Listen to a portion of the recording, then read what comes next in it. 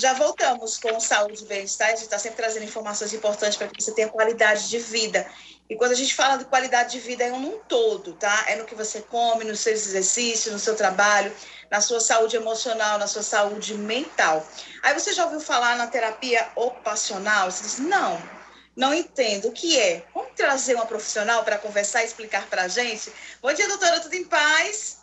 Bom dia, Zéza. Bom dia a todos. Que bom poder estar aqui e falar um pouquinho sobre terapia ocupacional, que é uma área realmente da saúde pouco conhecida. As pessoas realmente não têm um conhecimento do papel da terapia ocupacional, de como ela pode contribuir para a qualidade de vida das pessoas. Então, a gente está aqui para conversar sobre isso hoje. Posso começar, então, falando que é TO.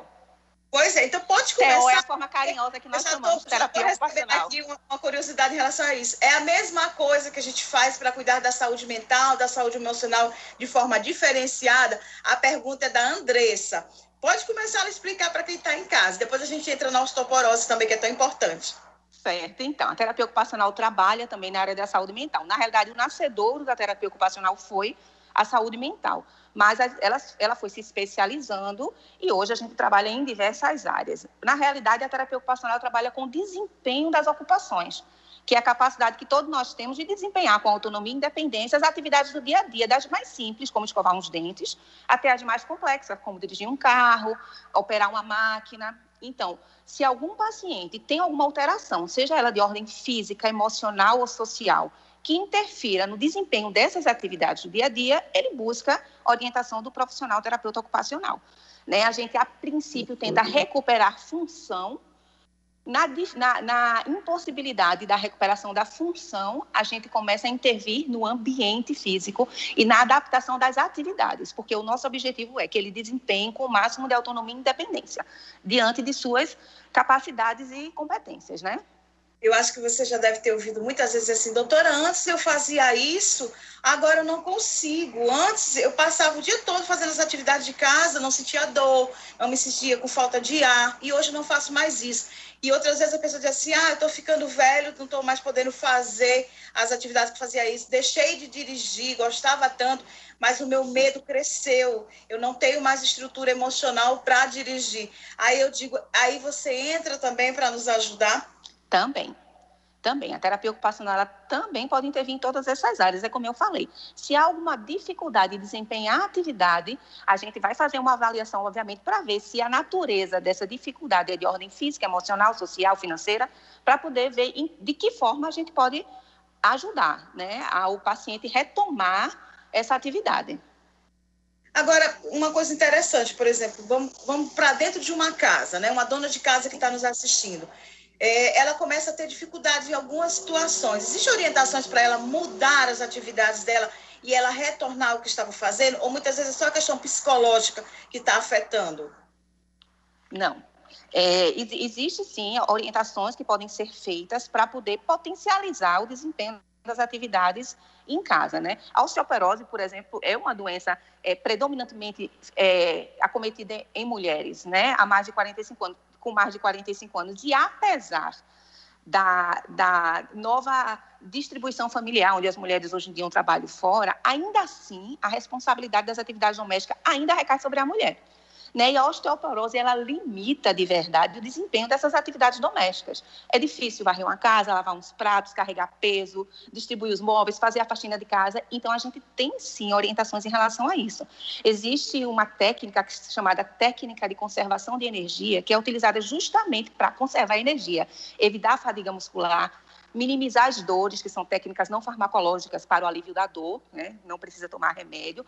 São algumas orientações em relação à postura, em como realizar a atividade, que vai ajudar a pessoa a desempenhar essas atividades. Então, a gente orienta em relação à postura, em como é que a postura mais adequada para executar, por exemplo, a atividade de varrer a casa. A gente pode alterar, mudar, promover adaptações nos utensílios. Por exemplo, muitas vezes varrer a casa é muito difícil, né? Porque o movimento de preensão que você usa para segurar o cabo da vassoura e fazer esse movimento...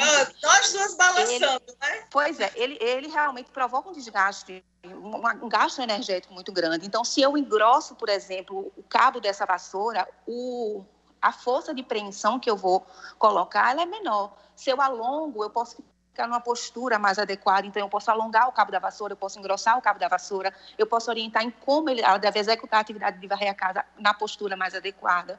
Então, essas orientações de técnicas de conservação de energia, elas são muito importantes. Na cozinha, ela é muito importante, né, de você poder segurar uma panela com as duas mãos para poder distribuir o peso e evitar acidentes.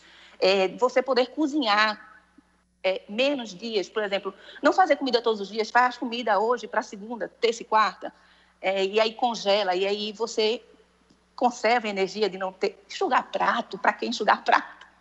Eu tenho uma plaquinha na cozinha da minha casa que diz: a vida é curta demais para enxugar pratos. Então, é uma atividade que é totalmente dispensável dentro de casa. Você lava os pratos e deixa lá nos corredores, secando naturalmente. Então, isso tudo faz com que você minimize o impacto nas suas estruturas osteomusculares e você consegue, de fato, desempenhar melhor suas atividades. E olha, você dando os exemplos aí do que a gente pode guardar de energia no dia a dia, ainda tem aquelas pessoas que acham que é frescura nossa, né? Aquela história de varrer, nós duas balançamos juntas, né? Quantas pessoas não varrem a casa durante o dia? Agora, com a questão da pandemia, então, as pessoas triplicaram aí as atividades em casa, as atividades de limpeza, as atividades também fora, no trabalho. E muitas vezes não dão essa atenção especial à energia que tem que ser resguardada também para diminuir dores. E dores que muitas vezes não são levadas em conta. Não, depois passa. Se automedica achando que vai passar e não vai passar, né? Uhum. As doenças reumatológicas, elas provocam dores crônicas, né? Então, assim, a medicação é importantíssima, ela não pode ser deixada de lado, obviamente, mas ela é um paliativo, porque a dor, ela vai acompanhar o paciente sempre, para o resto da vida. Então, a gente precisa aprender a lidar com essa dor e encontrar alternativas não farmacológicas para aliviar essa dor também, né? Porque a gente precisa viver bem, com qualidade no nosso dia a dia. A gente tem uma participação do telespectador ao vivo, ele não quis se identificar, ele disse que muitas vezes o próprio descanso não é respeitado pelo ser humano. E aí o corpo dá sinal que precisa desse descanso, mas ele persiste até em passar das horas, trabalhando mais, talvez pela questão da economia, que está muito complicado para as famílias, mas aí essa persistência pode trazer prejuízos lá na frente, né? Se o corpo deu o sinal, para e escuta. Sem dúvida. E esse sinal, ele é dado diariamente. E aí é uma das orientações, inclusive, de técnicas de conservação de energia, da gente poder dividir as nossas tarefas em etapas, né? Ninguém precisa fazer faxina num dia de sexta-feira. Vamos acabar com esse negócio. Dia de sexta-feira é dia de faxina. Não. A faxina ela pode ser feita diariamente. Na segunda você faz a faxina do quarto, aí na terça você faz a faxina do banheiro, na quarta... Então, você precisa aprender a dividir as tarefas, né? Para poder justamente você ter tempo de recuperar toda a tua energia, toda a tua estrutura muscular. Ela precisa não fadigar essa musculatura. É muito importante que isso seja feito. Olha, você já chamou mais uma vez a atenção aí nas suas palavras em relação a querer fazer tudo ao mesmo tempo e no único dia. A gente encontra algumas mulheres extremamente esgotadas porque querem fazer a faxina na sexta, no sábado, passar o dia todinho limpando a casa, sem ter a mínima condição e outras, sem ter aquele descanso necessário. Então, vou até dizer que a Lilian também vive colocando na rede social com uma colega nossa de trabalho, ela diz: eu tô morta de cansar, não tô aguentando, porque eu já limpei tudo. Quer dizer, poderia fracionar essa limpeza. Sim, sem dúvida, sem dúvida. Exatamente. Isso é muito importante para poder manter o nosso bem-estar, né? A nossa qualidade de vida, o bem-estar físico e psicoemocional também, né? Uma pessoa esgotada, cansada, com dor, ela não funciona bem. Pois é. E quando a nossa mente também está esgotada, que é um cansaço que atinge muita gente também, ela não vai conseguir trabalhar. Ela acha que vai. Isso. Nem o sono também é tranquilo, né, doutora? Isso, exatamente. O sono, inclusive, é uma das ocupações que são avaliadas pela terapia ocupacional, né? Temos as AVDs, que são as atividades do dia a dia, as AIVDs, que são as atividades instrumentais, que são aquelas, justamente, dirigir, operar uma máquina.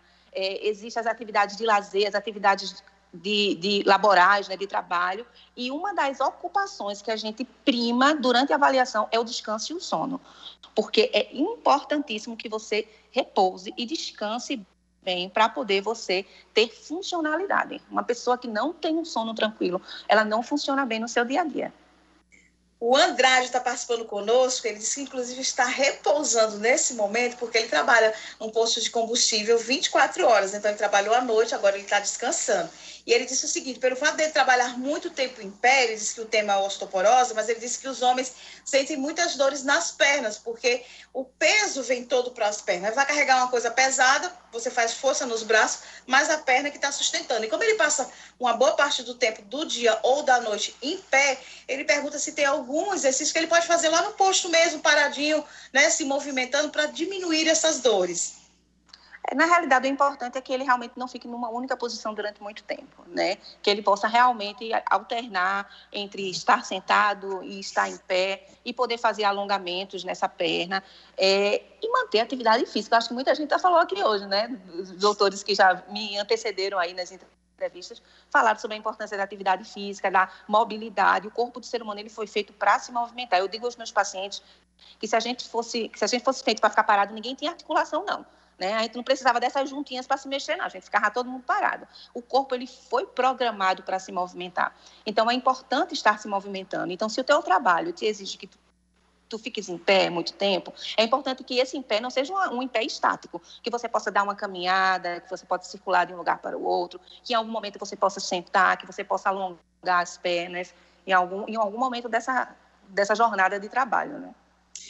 A Heloísa está participando conosco também, ela está bem pertozinho aqui da minha casa. Meu bairro, eu estou na abolição 2, ela está na abolição 1. E ela diz o seguinte, que a mãe dela tem osteoporose e tem medo de se levantar. E ela fala muito para a mãe dela, mãe, tem que levantar, tem que se movimentar, vamos fazer uma caminhada. Mas o medo de cair ou até mesmo de fraturar algum osso está tomando conta dela. Ela pergunta, tenho que persistir nisso? Às vezes ela está em casa um tempão sentada, se levanta, vamos dar uma volta na varanda, no alpendre, levanta de novo, se senta. Essa persistência pode ser chata, mas ela diz que é necessária? É necessária sim. Agora, é importante a gente identificar também de onde vem esse medo, né?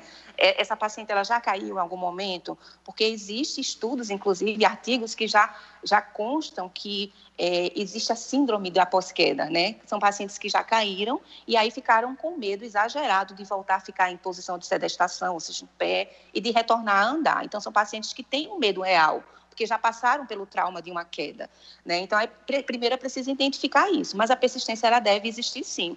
E tentar identificar no ambiente se existe alguma coisa no ambiente que está potencializando esse medo dela, né? Então, assim, é importante a gente identificar, por exemplo, que a altura desse sofá onde ela fica sentada, porque as pessoas... Eu até escutei que uma telespectadora falou sobre a mãe que caiu da rede, mas a rede estava tão baixinha.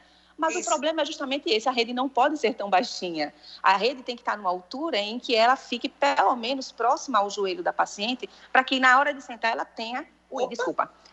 ela tenha menos dificuldade na hora de sentar. Então, assim, se os móveis estão numa altura muito baixa, o paciente ele fica sem apoio para se levantar. Né? Então, ele fica com medo. Então, é preciso elevar a altura dos móveis de casa, sofá, a cama, o assento do vaso sanitário, ele precisa ser elevado. Já existe no comércio, inclusive, assentos específicos para isso. Então, a altura dos móveis é muito importante para dar segurança à paciente na hora dela se levantar. Então, se ela não se sentir segura, ela vai continuar com medo. Então, a insistência vai ser em vão, né? Meu bem, obrigada demais pela sua vinda, viu? Mas pode deixar o celular assim que a gente vai encerrar desse jeito. Que bom que você está participando. Que você retorne mais vezes trazendo assuntos importantes. Eu que agradeço. Bom dia a todos. Especial.